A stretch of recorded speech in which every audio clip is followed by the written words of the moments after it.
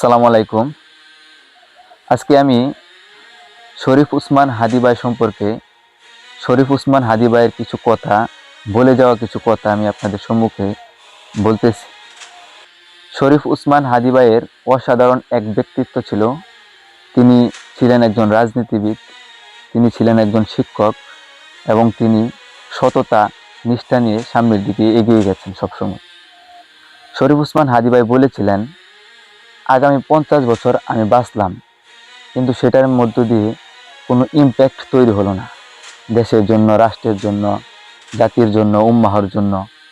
কিন্তু ধরেন আমি 5 বছর বাঁচলাম, সেটার মধ্য দিয়ে যদি আগামী 50 বছরের ইম্প্যাক্ট তৈরি হয়, তাহলে বলেন আগামী 50 বছর বেঁচে থাকার কি কোনো সাফল্য?